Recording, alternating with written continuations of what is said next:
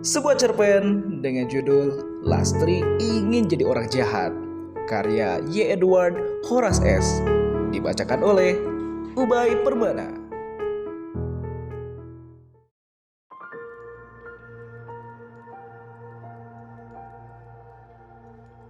Bila terselenggara penghargaan sekelas nasional, boleh pun mencapai internasional.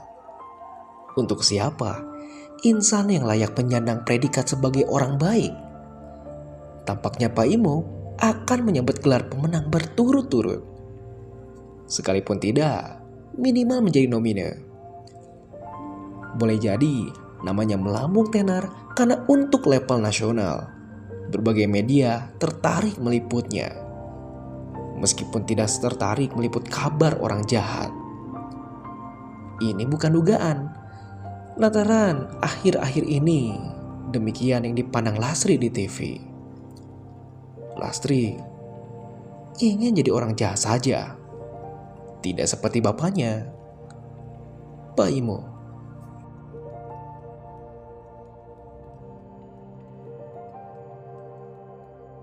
Kalau ada yang ingin tahu siapa orang pertama yang datang ke rumah tetangga yang keluarganya baru saja meninggal, jawabannya sama dengan siapa yang paling terakhir pulang dari gereja setiap ibadah minggu. Tidak ada bedanya pula yang terjadi pada sosok itu ketika pengumuman kerja bakti menjelang Agustusan. Di RT terdengar lantang lewat toa masjid. Secepat kilatan cahaya, begitulah hatinya tergerak, ia langsung lupa diri dan mengingat orang lain.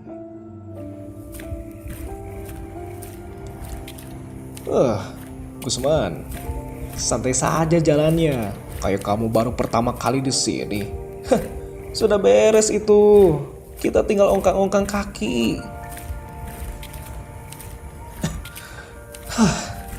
Aduh, justru karena itu saya tidak enak hati, jawab orang yang disapa Gusman itu setelah kepalanya menengok ke belakang, memandang 4 pemuda yang santai nian langkah kakinya. Gusman menyegerakan diri menuju balai warga. Dari kejauhan, samar-samar terbayang seseorang berumur sepertiga abad di halaman balai. Tangan kanannya mengayunkan sapu lidi, sementara tangan kirinya memegang pengki. Seperti kebanyakan orang, punggungnya membungkuk, suara srek-srek daun-daun coklat kering yang terseret menyatu bersama garukan ujung lidi di jalan. Wah, kapan kamu datang? Cepat sekali, ujar Gusman. Sebetulnya Gusman tak perlu bertanya, lantaran orang se-RT pasti tahu jawabannya. Tak terkecuali dirinya. Namun, Gusman tak berhasil menemukan pertanyaan basa-basi lain. Tersebab dirinya tak sempat lagi berpikir. Karena lelah dari tadi capek berlari. Gusman pun sebetulnya tahu, lelaki di hadapannya tak pernah segera menjawab.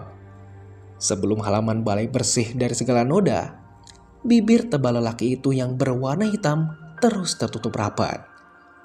Lagi-lagi, itu pun tak sempat dipikirkannya, sehingga ia terlanjur sedetik kecewa karena pertanyaannya dibiarkan lalu begitu saja.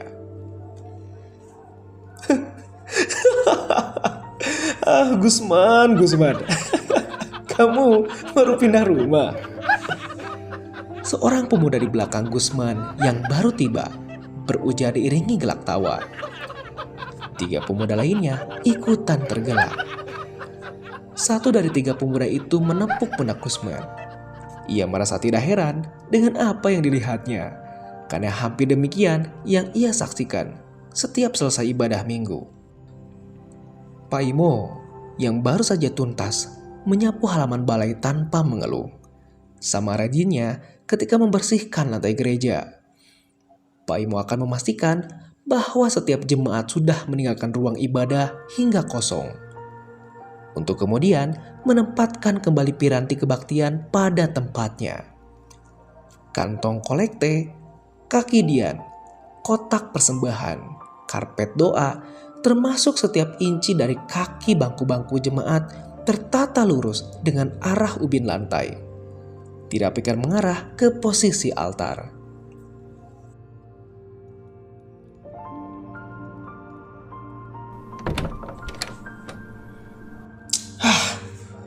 Bapak ngapain sih? Sibuk ngurus-ngurus orang. Nih ya, kita ini masih miskin. Urus diri saja dulu, baru urus orang. Lastri membentak orang yang muncul di hadapannya setelah ia membuka pintu rumah. Lastri tahu bapaknya baru pulang dari balai warga tanpa perlu menanyakan. Sempat Lastri mendengar pengumuman dari toa masjid. Tak boleh ngomong begitu, Lastri. Terdengar dengusan lantang. Setelah itu, ada yang menutup pintu dengan kencang.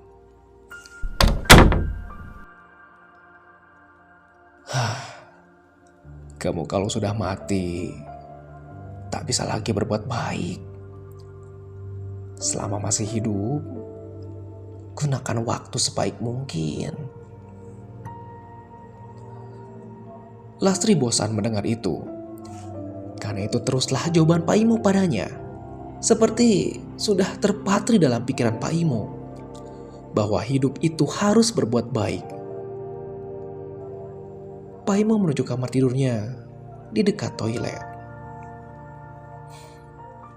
Lastri benar-benar bosan. Bila ia kuasa memerintah Pak Imo, pasti ia tidak mengizinkan bapaknya itu keluar rumah untuk membantu orang. Sayangnya, ia masih ingat pesan ibunya sebelum meninggal. Untuk menghormati bapaknya, apapun keadaannya. Dan hanya pesan itulah yang teringat di pikirannya. Karena ia tak sanggup menerima kenyataan-kenyataan lain untuk mengharuskan dirinya berbuat baik kepada sesama.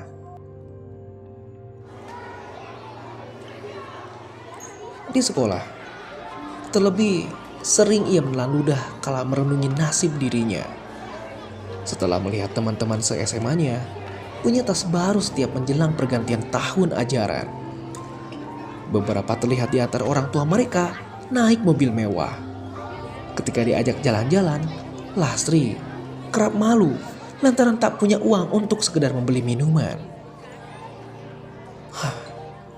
Mengapa mereka tidak seperti dirinya?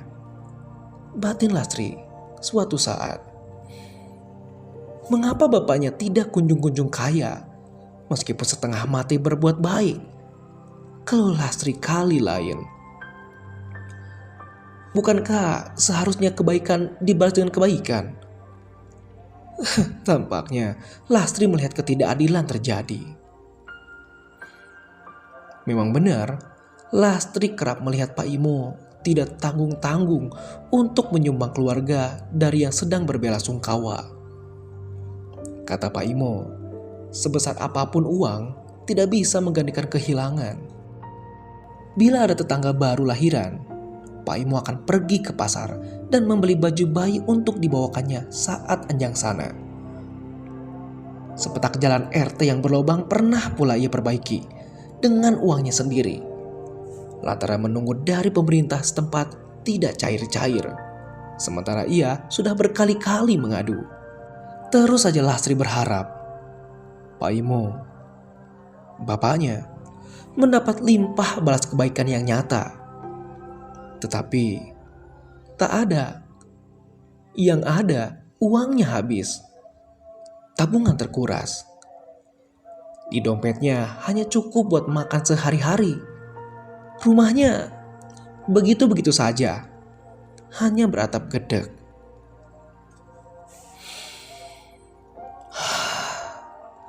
Kita berbuat baik tidak untuk berharap pamrih. Kita siapkan tabungan di akhirat nanti. Begitulah jawaban Pak Imo yang Lastri tolak untuk mengingatnya. Hanya sekali-kali kembali teringat. ketika Lastri tiba-tiba merindukan bapaknya itu. Bapaknya yang tiba-tiba meninggal bersimbah darah di jalan karena tertabrak motor ketika dalam perjalanan menjenguk tetangga yang sakit. Sial. Betapa sial orang baik itu. Buat apa berbuat baik tanpa mendapat imbal baik yang nyata? Bukankah seharusnya orang baik mendapat penghargaan? Dunia tempat Lastri berpijak menolak mengiyakan. Sungguh jarang Lastri mendapati tontonan jasa-jasa orang baik terpampang di TV. Beda ceritanya dengan peselingkuh, pencuri, pembunuh, koruptor yang lebih sering mendapat tempat untuk disorot dan segudang penontonnya. Bahkan orang bisa dengan bangga mempertontonkan kejahatannya seolah-olah luruslah yang terjadi dan tak ada nurani yang dilawan. Meskipun Lastri tahu bahwa orang tua dari salah satu teman sekolahnya itu adalah koruptor. Tetap saja Lastri iri dengan temannya itu yang begitu mudah mengeluarkan uang sekaligus mentraktir makan dirinya di mal sepulang sekolah. Lastri sangat ingin seperti itu. Lastri muak melihat perbuatan baik tak ada gunanya karena bapaknya pun mati cepat. Sementara koruptor, orang tua temannya itu masih berumur panjang, bahkan setelah bebas dari penjara. Keluarga temannya itu malah semakin kaya dan sekarang menetap di luar negeri. Lastri tak mengerti, benar-benar tak mengerti mengapa bapaknya semasa hidup terus berbuat baik. Lastri ingin jadi orang jahat saja. Begitulah yang tersimak dalam hati seorang gadis yang sedang beranjak dewasa. Sementara di suatu tempat entah berantah, dalam keadaan yang sebegitu damai, dalam sekelabat bayangan, arwah Pak Imo menatap ke bumi. Matanya terbayang, membasah.